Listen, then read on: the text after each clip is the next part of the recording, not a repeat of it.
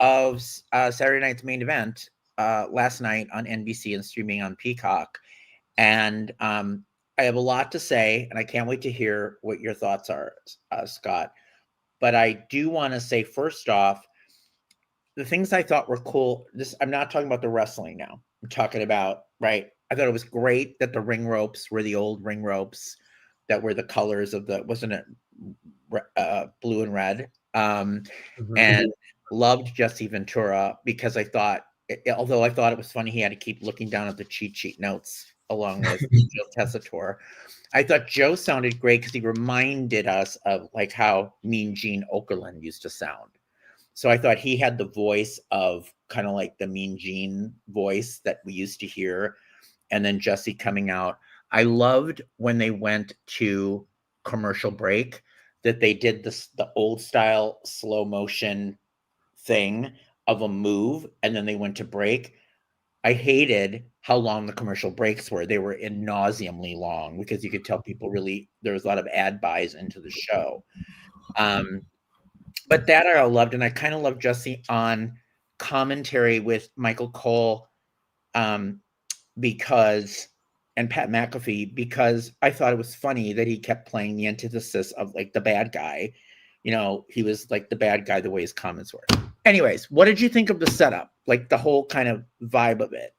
Yeah, I mean, I loved at the beginning where they were showing clips of the old show. I loved it. Yeah, that was so great, seeing like the history of it, and a lot of people were like, "Okay, where's Hulk Hogan on all this?" But everybody was like, "Where's Hulk Hogan?" Everyone was like, Hulk Hogan, because you know Jesse's on the show. I don't know if they wanted to keep him happy or what. It was just very interesting. He was such a big part of Saturday night's main event that, yeah, you know, whatever you think of him outside, I mean, a clip or two, come on, just throw it in there. I mean, you're making money off the guy anyway. He's on the website. You're selling the crap out of him. I just interrupt you on that point, and because I think you have such great points.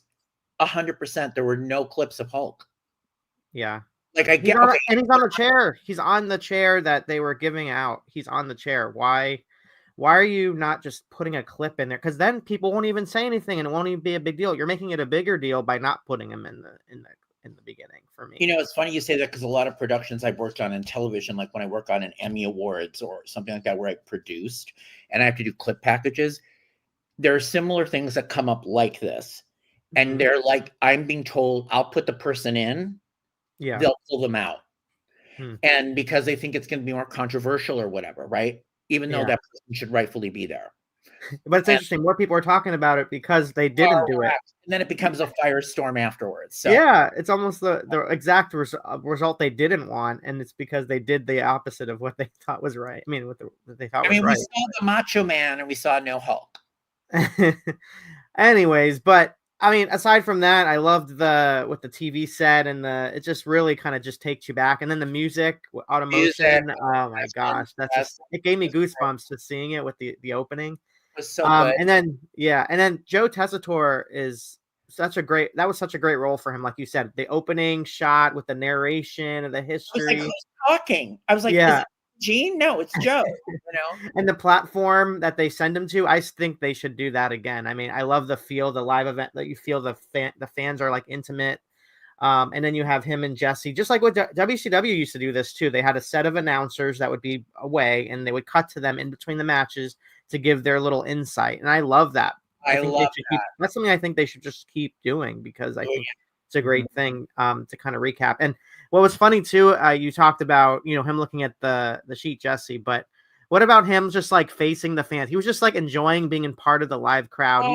Joe was like, all right, well, it's almost like we got to face the right camera. We got to get to the right shot. But he wanted to enjoy the moment of having in front of the fans. And it seems like he was really like touched by just everything, the emotion 40 years later of everything. So that was great. And like you said, that the entranceway, how intimate the old school entrance as they're going through and they're seeing the fans, you know, pretty close. And then the ring itself, you had the referees dressed in the boat. Yeah, those are old school. I don't know if they're going to keep the old school feel, but I wish they will. I wish they would. I mean, I just love the vintage feel. I hope it doesn't go back because that's what makes this show stand out to me. It's just like it's a throwback. It's a throwback. Yeah, and it'll be interesting to see what the January January one comes, because it seems like Jesse's going to be a part of these moving forward, because he said something about January. But just these little things. And Jimmy Hart, he was trending on X. Jimmy Hart was, because the dude's 80 years old and he doesn't age, and everyone's just talking about it. So he's 80 because he doesn't look 80. He doesn't act like it either. You see him, he's all full of energy. Girl looks like or acts like, but I don't look at him and go 80. Some people were kidding that he's like in a cryo chamber until they bring him out for appearances, and I thought that was pretty funny. Love seeing Tito Santana, Greg the Hammer Valentine, Coco Beware. Somebody posted that. What was that? I didn't say. Oh, can you hear me? Yeah. I didn't say. Oh, okay. Someone posted a photo saying, I thought Chris Jericho couldn't appear on WWE programming, and it was, Greg the Hammer Valentine. I cracked up a little bit when they said that. That is so funny. But there's so much they can do with this. One thing, this has nothing to do with and I love they give kudos to Rich, the guy. He basically said that Mike Cole said was responsible for all this in a lot of ways, inducted into the WWE Hall of Fame, the one in the middle. So that was really cool that they're starting to pay tribute to a lot of the unsung heroes within WWE. But what I was saying was, it's interesting to me, and I brought this up, a little bit before Saturday night's main event, is they did mention her name, Wendy Richter, but for some reason, WWE has this blind spot when it comes to women and women's wrestling before the 1990s. They give credit to Chyna. Sometimes they'll give credit to Sable, not much, but that's here nor there. But, it's always Trish, Lita, Jacqueline, all that era, which is great. Well-deserved. Even Alundra Blaze, yes, well-deserved. But Heidi Lee Morgan, the Glamour Girls, the Jumping Bomb Angels, not necessarily, in regards to this, or in a way it is, because why aren't you inviting them to participate in these kinds of events? Like, a lot of times you don't see it as much as the men. And it's just interesting to me. You're featuring women's wrestling the way it is right now, but you're not going back, far enough to kind of talk about that and celebrate like Rockin' Robin and things like that. So I just think that's an interesting thing. Wendy Richter obviously is big in they mentioned her WWE, and of course Tony Storm in AEW with Wendy Richter references. But that's where is she? Why don't they invite her? I mean, if she says no, that's fine. But I mean, I don't even see she's doing conventions. It's not like she's not out there. Right. The Jumping Bomb Angels and the Glamour Girls did this whole convention, in North Carolina a couple months ago. Why aren't we like celebrating them as well? That's just my thing. It's like you're bringing Tito Santana. Yeah, they weren't as prominently featured, but that's a reason why you should feature them. Show women, girls today that, yes, their women was in the 1980s. Even, bring up Sherry Martel a little bit more. Bring up Miss Elizabeth a little bit more. Like pepper it in more than you are doing. I know. I thought that too. That is a really good point. They never have. Why is there not a woman at ringside representing like the throwback years? Yeah, and it can't be always Trish, Lita, even Medusa, Alundra Blaze. I mean, there's others. Yeah. It's just the same go-tos, which they deserve their flowers, but others do too. Is just what I'm kind of getting at. What did you think of though? What I was talking about, like I did think it was cool going to the commercial breaks where they had that slow mo. Yes, I just replays. Replay. It was great. It was great. And it just went to the replay. I thought, oh, this is great. And then I remember like I could have probably gone out and ordered dinner and come back and they would still be on the commercials because, on this, it was, as it was a network television. So the Necessary Evil. Yeah. Necessary Evil. And the matches had to be shorter. Yeah. And maybe which isn't necessarily bad or good. I'm just saying do you think there should have been shorter matches? I mean, less matches. I mean, maybe. Because I feel some of the matches felt short. So they could have taken out one of the matches. I mean, it's their first one, so they're going to kind of gauge it. But there was no like, it was all action though. It wasn't like there was long promo, drawn out promos or story driven, much story. They were showing what led up to the matches and video packages, but it wasn't much like promo interview heavy. I have a question for you. So when they were doing like the package leading into each match, were those, I don't remember, were those created just for this, or were those the ones we already saw on WWE programming? Like, I think it was a mixture. A lot of them I hadn't seen, like, right, because they kind of built from what happened on SmackDown the nights right, before as well. right. But that was a good job of doing that. I mean, I didn't have a problem with it. I liked No, I like that. that.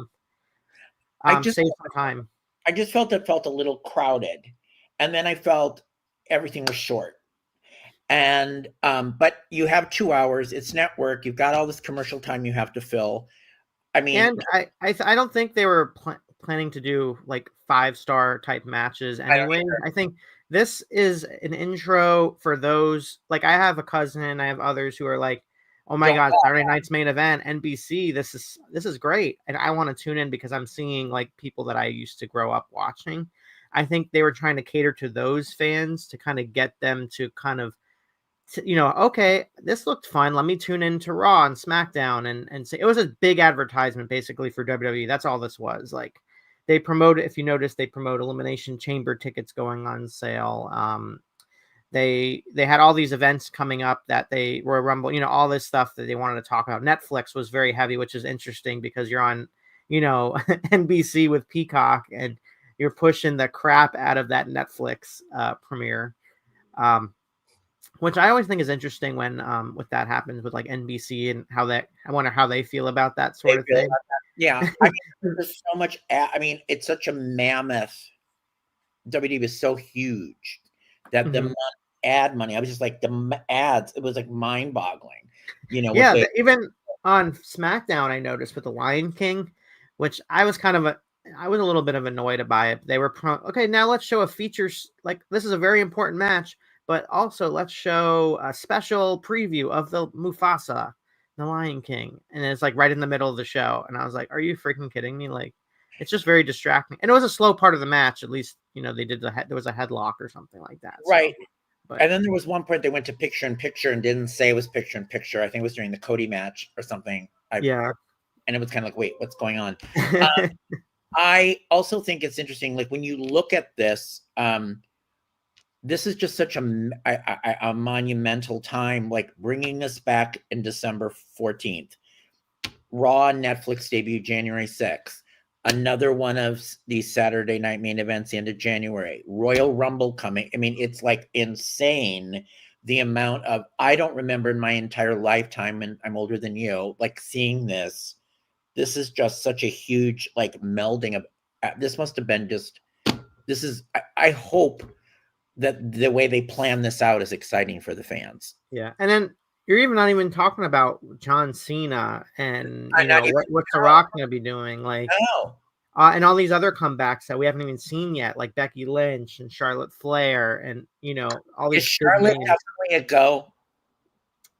I mean, all signs point to it. She's showed trading. I wouldn't be surprised. I mean, we're heading into the Royal Rumble. Maybe they're preparing for the Netflix premiere to kind of bring her back at some point. A lot of people thought it was going to happen yesterday, and it didn't. So maybe she factored into the Jade story. So we'll see how that kind of plays out. That was the thing. I kept thinking, and you made a really good point, and then we're going to get into the matches right in a second.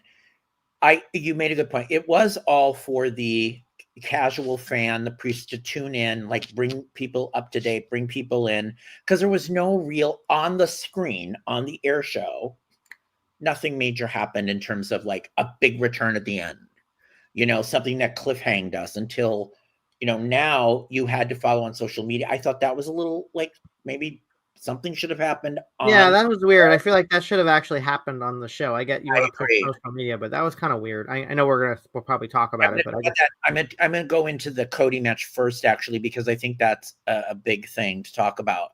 Okay. I'm gonna take a bit. So I just want to start with saying, again, I loved, like, look at this. That kid is so happy. I loved this kid. Because when Cody came out, the biggest joy I get of Cody is just these kids. Having interaction and their reaction, right? Yes. Like, come on. Like, these kids love him. He can right? Like, it's incredible. That's their hero. I mean, Hulk Hogan. I love this kid. It's my favorite. Like, it's so cute. I don't even think it was like this with John Cena. I mean, fans love John Cena, but I feel like this, like, there's just something with Cody that brings them in And more. watching him walk all the way out, everyone was excited. He went up to as many kids as he could. And then you get like this kid. And it's very touching to me, as we talked about before. Like, if you have a son or daughter, right? Like, and you get to go to the matches with them, what a moment for their child. Like, this is, they love this stuff. And Cody represent that, which is why I don't know where they're going with this, because he is the beloved guy. We have the match. And what did you think of the match between Kevin and Cody? It was good. There was a lot of near falls and a lot of suspense built into it. So I did enjoy that. The reaction from the crowd was a little interesting, but you never know what you're going to get with the New York, New Jersey crowd. Wasn't it? Yeah, they were into Kevin Owens as well. So the energy was unique, to say the least. There was the near falls. There was a part of me that thought this was going to be the moment that Kevin Owens gets the title, like here, the controversial with all the ref bumps, and there was a lot of shenanigans. So it was very Saturday Night's Main Event-esque. I was waiting for Earl Hebner to pop in. God bless, Charles Robinson, but and the other referees. But I was waiting for Earl Hebner to pop in to kind of, revisit the past. So let's break down this. So here we are. Referee gets knocked out and he pins Cody, and there's no referee. So it is if you go by the amount of time that went by, he pinned him. He won the match. Right. And the crowd was going, counting, like they wanted it, like, yay, Kevin. Yeah. You won. And they want to see a title change, right? They were like, title change. Then, of course, we get another referee comes in, that gets knocked out. Kevin gets a chair, and then Cody uses the chair, which I think is a big controversial thing. Like, what are they going to do with that? Because he didn't win fair and square. And then we have the attack after the match that is not on air, that is on social media. They obviously are now, what I'm concerned about, I don't know if it's good or bad, is they got such a hit when Kevin attacked Cody originally. Now, are they going to be doing this moving forward? But he gets pile drived. He pile drives him, leaves him in the ring. All the referees run in. He going ballistic. He steps on him with the belt. The classic belts. And then the best part was, look at this. She's not happy. He's not happy. I love that. He's very disturbed. He's very disturbed. He spent a lot of time getting these reactions. I'm like, this is important. Like, this is what happened. She's great. Well, did Cody kind of deserve it a little bit because of how he won the match? I mean, Jesse Ventura had a I thought Jesse was great. He hates all the bad guys. I mean, he hates all the good guys, but he does it in such a logical way that's what I miss about it. Like, back in the day, that's brought back, like, just having him bring up the logic of everything. It's like, no. He kind of does, like, look at this. This is a travesty. Cody cheated. Sorry, I love him, but he cheated. So that means rematch at Royal Rumble. But on the pile driver, though, I do appreciate it's being so effective now. It's showing being such a devastating move, because it's funny because one of the photos that you had Petey Williams in there with the Canadian, and he's known for the Canadian Destroyer. Right. And that almost killed the pile driver in a lot of ways. It's such an incredible move, but it almost killed the effectiveness because people would start getting up, right? Like, that would be his finisher. But then now it's just like a move in a match on the independents or elsewhere, that now maybe this pile driver is like, oh my God, this is devastating. This put him on a stretcher. We don't know how long he's going to be out for now. Are they going to strip him of the title? So it's an interesting dynamic. And yeah, we have a lot of time between now and the Royal Rumble. It'll be interesting to see if they keep Cody off TV past the Netflix premiere, or if he comes back, because they want all hands on deck, I'm sure, with this. He was promoted to be at this, I thought he was promoted, I could be wrong, that he was promoted to be at that Netflix headquarters event thing that they're doing on Wednesday. Now, That'll be interesting. So then he does the pile driver, steps on him, takes the belt, walks out, and then, as you saw on social media, Triple H comes out and has a confrontation with him to get rid of that belt. Physical. Things get physical, right? So now people are like, is Triple H going to come back and wrestle? Or he's probably going to get suspended, Kevin Owens. Right.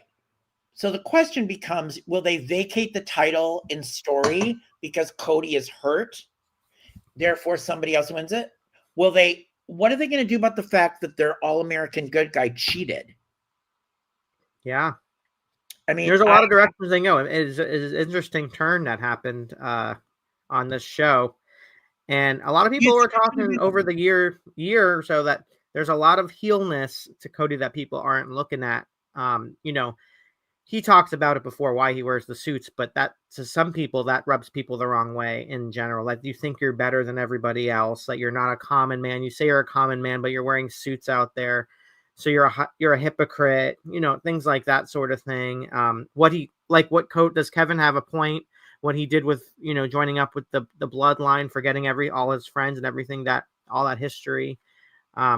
Things like that sort of thing you could lean into a little bit more, so they can go back and say all these things. But with Kevin though, then what do you do with him? Like, is he gonna like flip also? Like, I don't know. It's gonna be like a double turn at some point. I don't know. I was thinking that what they've done is they're just, we had Kevin motives. Now they've ramped him up. Right now he's taken it to the next level.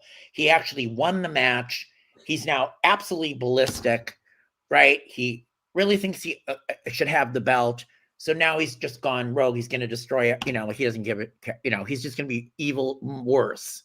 Like, is this just an explanation to make him worse? He snapped. He's totally snapped. And I don't think this is leading into it. I mean, I could be wrong. Maybe Triple H secretly training. I doubt it. But if that is the case, but I think this was just a way to get them both off television, like him getting suspended for a while, Cody getting out because of injury, and then bringing them back at some point. But like you said, I would be disappointed. I actually would be disappointed though if they make him turn the championship over because of injury or some way like that, because this was such a legendary title reign for him, like the whole finish the story thing. To have him lose it, that be the reason, and that would be a cop out in a lot of ways. Like, someone should be beating him. Like, it's not right that nobody would be beating him. Like, I have a question. I kept thinking, my thought was Randy Orton's going to show up during the end of this match, and he's going to swerve Cody and help Kevin. That's what I thought was going to happen. That in my head was the big return to help him. Now, either he would have won the belt or not. But now Randy's back, setting up Cody Randy, which we've all wanted to see anyways, which hasn't even happened. What do you think? I mean, you have Kevin who, says, into the camera, "Hi, Randy." They could just be now leading into Randy fighting for Cody because Cody's out. Now we get Randy versus Kevin Owens on Netflix or, whatever, Royal Rumble or something coming up leading in to whatever happens. Number one contender for the belt, Candace says. So mini battle royal features Kevin and he wins. So Owens versus Cody. That's when Owens win, and then Cody snaps and pushes the referee. That's pretty in-depth. Number one belt features Kevin and he wins. So Owens versus Cody. That's when Owens wins, and then Cody snaps and pushes. So that's how we get a bad Cody, I think, is what we're saying here. I mean, one way to bring Cody into that heelness if they are going in that right way, but I don't even know if Cody wants to do that because of everything that he has, that connection with the kids and everything. Do that with these kids. I don't know how he would do with that, but you bring in Brandy Rhodes, there you go. Then okay, they can do this because people have a certain way they feel about her, and with her and him together, I think that would be monster heel couple there. When you were there watching it live and you saw the mess up with the double referees, Owens really winning, the chair thing, did you think, who were you rooting for at that point? I wanted Kevin to win. I thought that was the moment, unfortunately. Like, I love Cody Rhodes, but the way the story was playing out, the environment, I was very surprised that there was no title change besides, the one that we knew was going to happen, new champion, but there was no title change on the existing titles. And then this was the one I thought was actually going to change because that was the perfect moment for it to happen too, with all the shenanigans and things like that. But you wanted Saturday night's main event, the first one back, to be remembered, and it will be remembered a little bit, but imagine what would have happened if this was the night that Kevin beat Cody Rhodes and shocked the world. So that's what I was getting. I thought that I would think that due to the magnitude of this being the premiere back of this iconic show, that they would have done a major thing, not off the air, something to happen, either a title change, which I thought maybe, and people were talking that Kevin would win. You know what? I come to think, as we're talking right now, and I don't know, this could be true or not, but maybe they felt the network would not like that. It would make them feel uncomfortable to have family content on and have that angle play out. Because if you're a young kid, you're disturbed by what you're seeing. You're seeing the pile driver by Kevin Owens, your hero being stretchered out. And I know this is a different time, back in Saturday Night's Main Event time, they've done, worse or things like that. But maybe that's the next. You know what? You're so smart. You're right, because this is Saturday night at 8:00.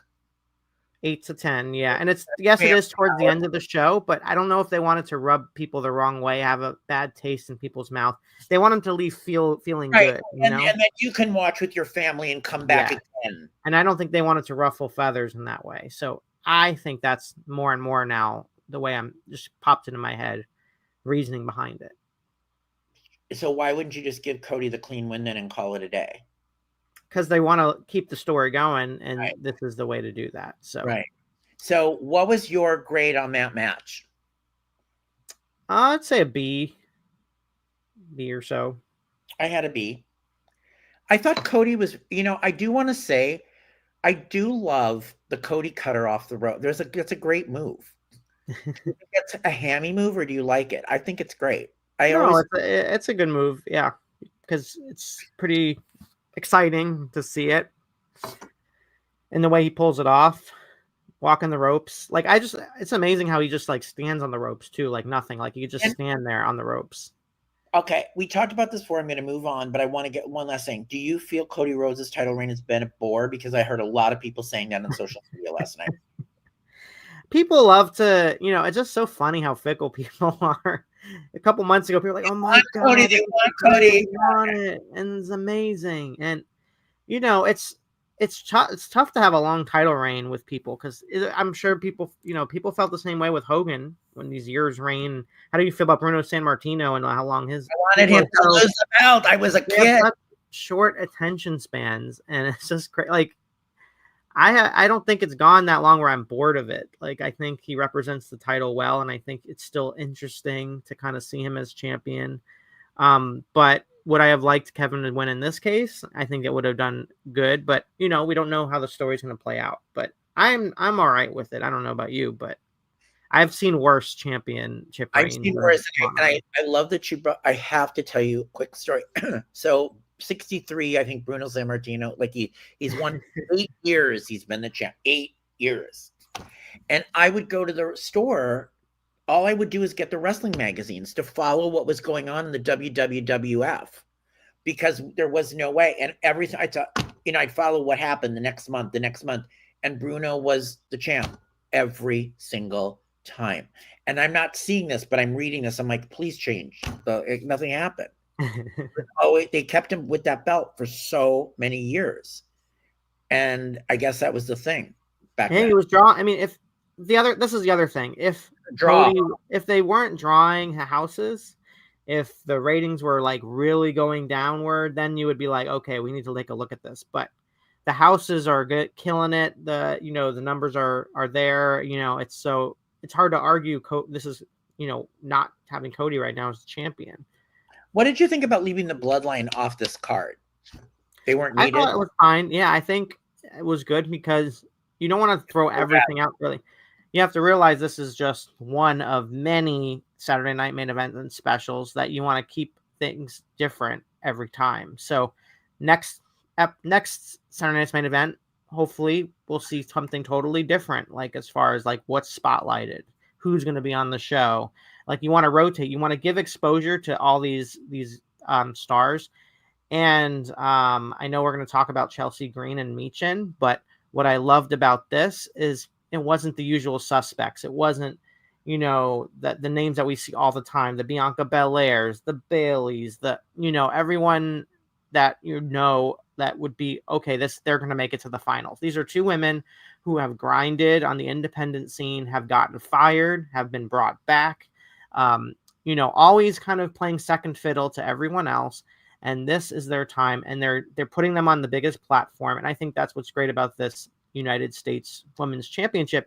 This is the reason why it exists, to give, you know, to make it feel important, because you have someone that, you know, went through so much winning the championship, and two women that don't normally get the spotlight like they were given, getting it and running with the ball and seeing what happens. So I thought that's really great. That's how you make new stars. Now that you mention, I guess we'll talk about my girl Chelsea Green, because first of all, again, so I don't know if I've been hiding under a rock. Please explain this to me.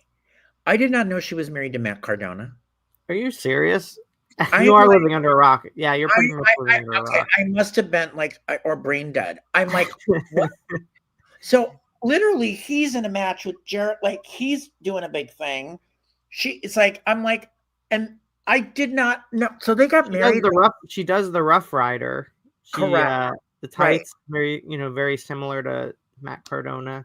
I didn't know that they met. So they met back in 4 years. They've been together a long time. Yeah. Anyways, Chelsea Green's outfit was so great with all the little Chelseas on it. I died laughing. I think she has the best. She's great. What a great performer. That is all I can say about it. Like, a great performer. And Michin is great too, but like Chelsea Green, originally, you know, this was like, oh, she's just a joke. She's not a joke. She was great. And this at the end was hilarious with Piper Niven. And she's literally like, I got it. I deserved it. It was funny and great, and I loved it. Yeah, it was a matter of either one for me would have been a big deal, but it had to be Chelsea. But hearing the chants and just the build of it, the story, it was such a good moment. Like someone, like you said, who's always seen like as a comedic act, and just the way her comedic timing is so great. But she, you know, they wrestled their ass off last night, and then the amazing finisher too, that Unprettier, the Unprettier is a great move. I'm like, oh. But the way she pulled it off, like rolled through, that was a unique move. That you know, whoever's the agent for that or whoever had that idea, right? What a cool dramatic way for her to win the championship. So now I'm gonna love seeing how what she does with this title reign, because I think it's gonna be a lot of fun. Her for a while now, because they've got to have her like doing all these things to keep the title. And I love what you said, because the audience was so behind her.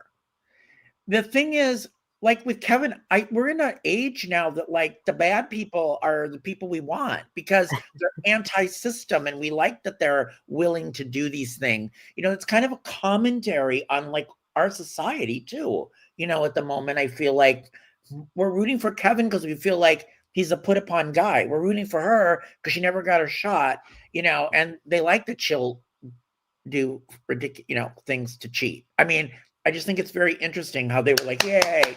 They were so excited for her. I guess I would too if I was there. Yeah, I think the energy there is, and you're right, but it's how pro wrestling has been in, you know, decades. With you look back at Stone Cold Steve Austin, all the things that and DX, all the things that they did, like broke the law, you know, and all this other things, and fans loved them for it. But yeah, it'll be interesting to see if they play her in the similar role as far as like the villain kind of thing, or they kind of switch it over and she kind of and is Piper going to stay with her, or is she going to turn, because they're so trained to have it happen, or are we going to have them, you know, not finally, but is it going to be like what we always see is her turn, like the turn, and then but it'll be interesting who they bring in to be in this division, because what's great about this division is it opens it up a little bit more for the women that aren't getting the attention, getting the exposure and spotlight to shine. And this is going to give them that opportunity. So we had Sami Zayn and Drew McIntyre in the opening bout. It was pretty high flying. There were a lot. This is the Claymore at the end, but there was a lot of high flying. Sami is amazing. Drew, I thought it was an excellent opening match because they really flew around. Like, it wasn't boring to get this kicked off. I felt like Drew was going to get the win because they had to reposition him after being away for a bit. How did you feel about the opener and the result? It just shows you though how WWE believed in these two. Very high stakes. It's the first special of Saturday Night's Main Event in a long time on network television, and you're putting your first two you're bringing out is Drew McIntyre and Sami Zayn. I think that shows a belief and trust in them to deliver, and they certainly, I think, did. It was a really fun match. And I think I was happy that it was a clean finish. It wasn't just, there wasn't shenanigans. It was a straightforward match. It kind of built Drew back up and reminded people who this bad dude is. So I thought, everything kind of went according to the way it should have. Where does Drew go from here? It's an interesting spot because, he was on Busted Open and he's made these comments about, and he did this news spot, when he was doing like PR, talking about nobody was there for him when he had a relative pass away or go through a hard time and he was out and nobody checked in on him. So it'll be interesting to see how that plays out. Do you believe that's true? That's what good thing about Drew is, like, the way he's been pulling this off. It's like the lines of reality are blurred. Like, he probably feels a lot of the same things that, and the realities of being a professional wrestler in general, and how it's, what have you done for me lately? And if you're not around, people don't think about you. It's like, it's very tough, but it's, a lot of it is rooted in truth. And I think a lot of it is, I think part of it is story, but a lot of it is rooted in truth. And that's what makes it so compelling to watch, is kind of see, what happens. He's kind of like a Shades of Grey sort of thing. We're talking about people wanting to cheer, the bad guy, but Drew's a bad guy and people aren't really cheering him when you think of the things. But he's so incensed with the bloodline. Let's see where like that kind of plays into with everything. You make a really good point. So when I was with the WWE and everybody was on the road and they had to bring their own suitcases and wrestlers would drive together to different arenas. Some would fly, some would drive. And people were injured, people were out. And the thing that they were most concerned about is their spot in the show. If you're not there and you can't work, where do you end up? You end up being replaced. And then somebody else gets a shot. And it was a driving thing that you would hear, that they were very, very upset. People would work through injuries when they should not. People were they wanted to continue on so they didn't lose their spot, at the detriment of their own health. So I thought it was a real remarkable look at.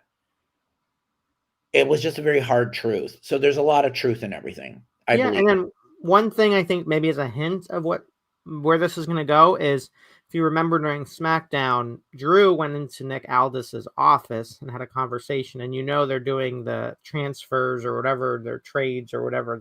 It made nothing. Yeah, that's coming up. So is he going to go to SmackDown and fully and kind of do something over there? So that's kind of a hint maybe of what we're going to see from Drew. So we had Liv Morgan and Iyo Sky. Iyo Sky flying all over. Iyo missed a spot and almost broke her leg, which really got me concerned. What did you think about the match? And then obviously she got kicked in the nose. So Liv was bleeding. We don't know if it's broken, but there was blood. Iyo lost. And then at the end we get bloody nose confrontation and kind of the useless Raquel Rodriguez. but here comes Eradicator. What did you think of the match and the outcome? Oh, I thought they did a great job. I love watching Iyo perform. She's such a electrifying performer, and you see the fans getting behind her on the match. I wanted Iyo. Yeah. And that moonsault, if you're not at home and you're not, you don't watch the show regularly and you see her do this moonsault on the outside, you got to be like impressed. Look at that. And I want to just say to you, like, anybody that thinks these people are like not athletic, you try that. Try that at home. And the visual of the blood in the nose and her just not giving a crap and just taking the championship and winning, like, and every time she wins, it's like I don't know if she's surprised, but she's like vindicated about the winning. She's like, yeah, I did that. I did. Like, she gets emotional, like it's real to her in a lot of ways. Like, every win feels like it's important to her, like that she won the match. And I like seeing that, because so often you don't see that genuineness play off. But so now Rhea comes back out. We've already seen this too before. Obviously, it's setting this match up. Where do you think this match lands coming up? On Netflix, on Saturday Night Live? That is the next big show that we're going to hear a lot about in the next couple weeks, is building the matches. We already know one match, Tribal Combat between Roman Reigns and Solo. So this is probably going to be added to that, I think. I think so too. I have a question. At what point, because Dom has been kind of like in the background a bit, at what point is there going to be a turn? Like, is this going to fall apart on her? Like, I think Liv has to have it all fall apart on her too. Because she took everything from everybody. She was spiteful. She had a plan. Doesn't it all have to start unraveling soon for her as well? Or, there is some hostility being built slowly. It's a slow burn when you think of Finn and Liv. Like, Finn's kind of almost been like trying to be like the leader, and then Liv is almost kind of like the leader.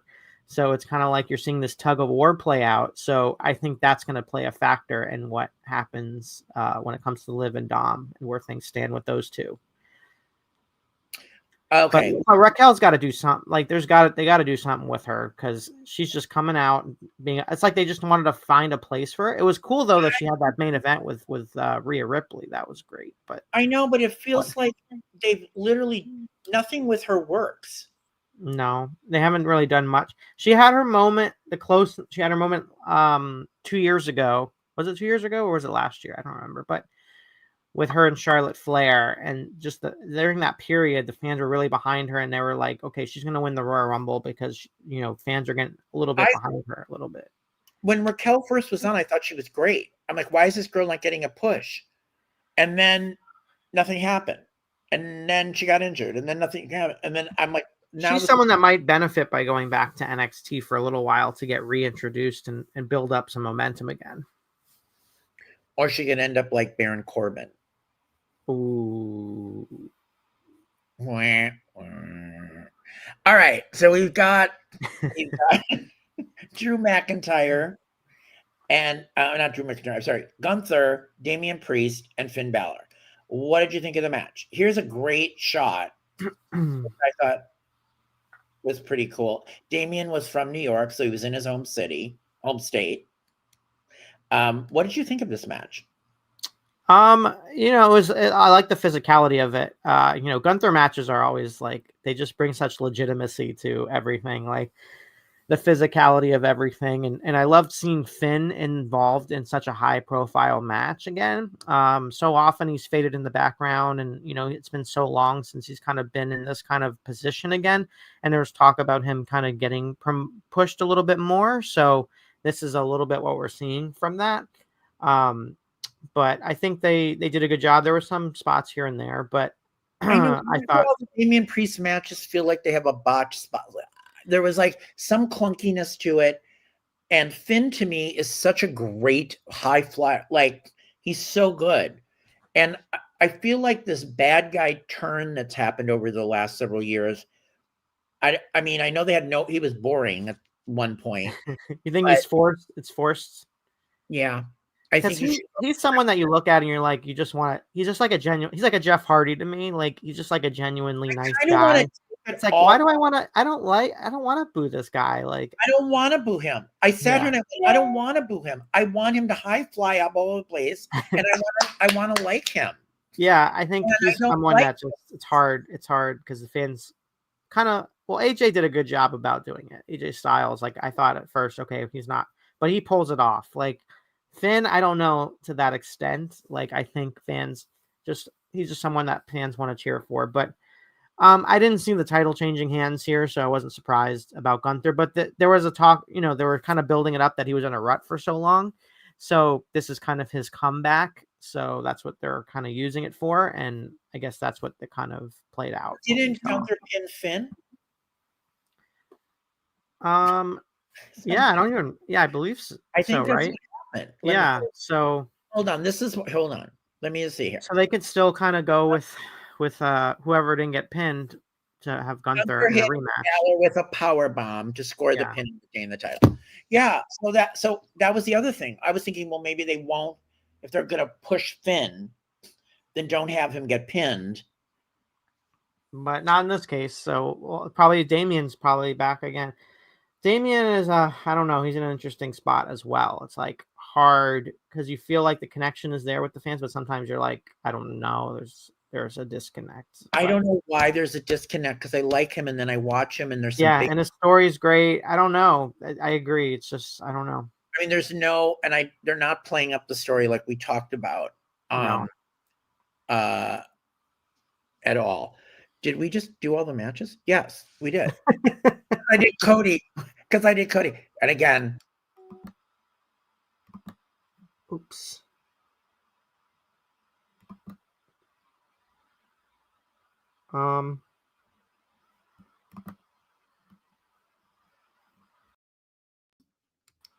Sorry, I hit a button. Was that me? I think somebody hit a button. I hit a button. I think I clicked on something. What's going on? I was trying to just hit this button. Like, this is my reaction. Well, I think you need to also get Thunder Rosa's reaction to Toni Storm coming back. That needs to be a meme. Hold on. Like, was that not funny? Now we knew that Toni Storm was coming back not as timeless Toni Storm. Right? And then she comes out, and then didn't she say I'm all elite or something? That was yesterday, yeah. Yesterday. It's like I thought it's been brilliant. Like I thought, okay, this is it. She's gonna be back to no. This is another iteration, another layer of this timeless Toni Storm. Yeah, it's brilliant. Just brilliant. Brilliant. That's where she's the number one. Like they do have the number one girl. Like they've got her. But what I was saying is you got to save that WTF Thunder Rosa for things too. So what the fuck? That was so funny. It was the sign, right? Was WTF?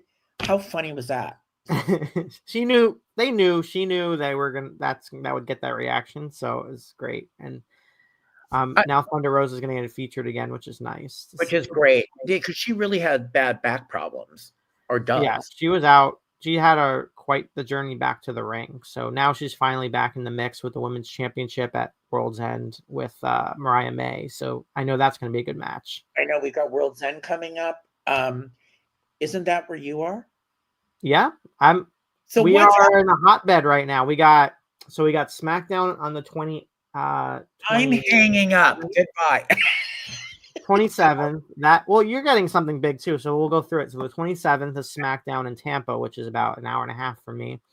Then the next day is you have your choice. You have World's End with AEW, or you have the WWE live event, which is being promoted locally with Solo Sikoa and Cody Rhodes. But now with everything just happening, are we going to see Cody Rhodes on the show or not? So that'll be interesting. But I don't know. I don't like the idea that they're running against each other. I don't think that's cool.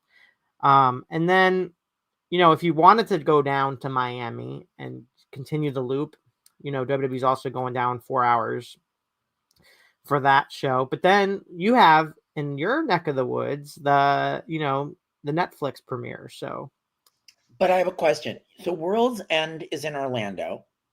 Yeah, is where you are. Yeah, and where is the WWE live event? In Orlando? Also in Orlando, yeah.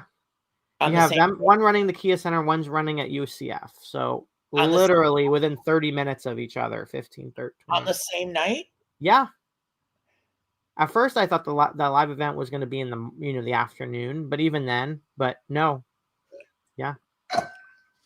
You're going to World's End? Yeah, I'm going to go to that show because I haven't been to an AEW show in a while, and also, yeah. What was that? I expect a live report on here. Oh, we're 2 a.m. with while you're there. Like, hi, I'm here, and it's great. Oh, okay. I see. Yeah, yeah. No, live from the thing. Like we've done. Right. I We'll see did what that. happens. We'll see. Sometimes the internet isn't the best in that venue. So that'll be interesting. But I have you a know, in question. spite Why of is everything in Florida? Everything is in Florida. well, We weather, have, logistics, taxes, all these things play into to why they run in Florida all the time. are you going to But Miami? say it again. You gonna go to Miami? No, not for the shows. No, but you know, say what you want, but AEW, like, it's a smaller venue, so they have over 5,000 people or tickets sold, like, from what I saw. So it's not like people aren't coming out for this in terms of what the venue holds. So, you know, I went there once for a Kevin Hart. I think it was New Year's Eve. I went to a Kevin Hart show. So you know, fairly big names will run in that venue. But the Kia Center is the bigger venue, and WWE's running that. So, It has to be a deliberate attempt at taking away from. but I Right? don't know why. But at the same time, WWE does run Florida during this time of year, so it's not out of the realm that they decided to run in December, regardless of what AEW is doing. It just happenstance. I don't know how on purpose it was, but you know, it is December. It's Florida, so they know the weather ain't going to be snowing. You know, they're not going to worry about big blizzards or anything like that. So I could see why they decide to come down here at this time of year. They do a holiday tour all the time. You know, I went so to the holiday tour last year here in LA. It was great. yeah, those shows are fun. Like I do enjoy it, but that's why I don't know. I just it's sad that they're running on the same day. So you know, you have to choose if you're a wrestling fan of both. Well, I think you're going to the right one. Well, I'm sorry, WWE. AEW does deliver on pay-per-view, so they have a track record. Make sure you bring food for multiple days because it's going to be long. I gotta bring a camper. I gotta Yeah. get a tent ready. Is your wife going to go?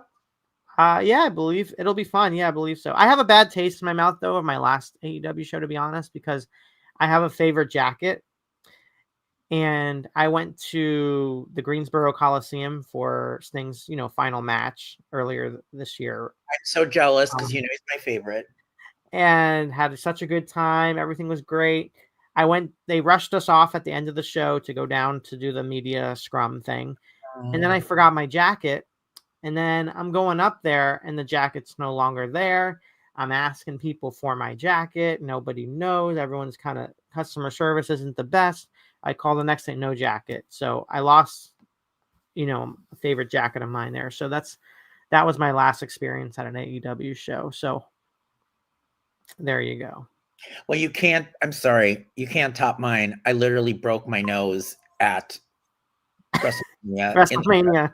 I mean, So watching Liv Morgan probably brought up some bad memories. I literally fell, broke my nose, hit the chair in the press room, went down, and then wait a minute. They're wheeling me out in a wheelchair. Even like I had to be taken by a wheelchair in front of the whole press corps. It's not funny, but it's funny. I didn't is. even see it taking place, and I was there. I know, and you were there. So Yeah. like, and then they make an announcement like, if you please be careful because it's like I didn't even hear that. they did because I came back and then the poor guy, the guy that I spilled the drink went like he was from some foreign country and like his whole clothes were. Oh, I didn't know that part. So you spilled some drink on someone? The reason I went to fill an iced tea cup before the match, the first match, Scott. I'm walking back. And it's dark. I miss the step up, trip on it. The drink goes flying into the guy. I hit my nose on. Do you know who this guy is? You sent No, I apologize. apology? So I hit the thing. I fall onto the chair, hit my nose on the chair. The drink goes flying. The guy's like, ugh. And I'm like, oh, I'm so sorry. I'm sorry. Meanwhile, the guy's blood like, is gushing out of your face, right? What? Right. And I'm like concussed. And they're like, I'm like, are you okay? The drink. And he's like, buddy, you spilled the drink. I'm like, I'm so sorry. He goes, okay, it's okay. So that's all I remember. And then being wheeled out in a wheelchair. It's not funny, but it's so funny at the So, same time. so the last thing anybody remembers me for at WWE is that. That's why I'm thinking. It's like I think that's the last one show you went to, right? Yes. And you've been trying to go to shows since. Yes, I've tried to go to 3. I've never seen someone run into so much I am bad the luck. worst. I have had nothing but bad luck. I'm wondering if that is a signal. If I go again, I'm going to die. It's like Final Destination. Final Destination. I mean, and then I'm like, how can they not remember me? I'm the guy that broke my nose. And then I'm like, the next day, I'm like all brute, and I don't know why I didn't see you. That's weird. And people love content on social media. You should have been like, "Oh my god, I broke my nose at WrestleMania." I did. Oh, oh, okay. I did. I don't think anyone cared.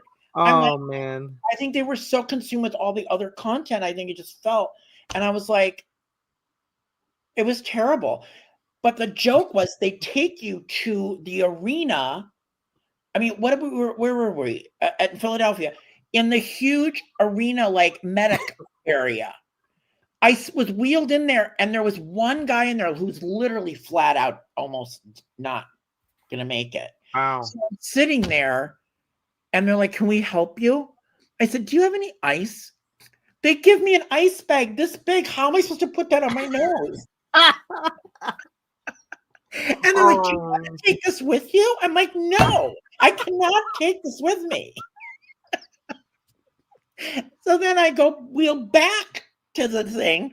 I can't believe you came back though. That's impressive. Well, I came all the way to see WrestleMania. So I'm like, I come back. That was night 1, right? Night 1. Night 1, first match, right before it starts.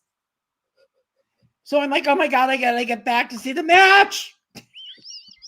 I think I missed the first match, but other than that, I saw it all. Wow, you must have been in pain though the whole time. I was in agony, and I was really worried, and my nose was fractured, and I was killing. And then the next day, I went to an urgent care. Like, I spent my time in Philadelphia. There was that convention where I was trying to get over there on the last day, but I needed to find an urgent care. I needed to get x-rays. So did you go there before the second night to get x-rays? Yes. Okay. So first night broke it. Second night confirmed it. You were able to fly back home with Yeah. the pressure and all that? They said it was fine?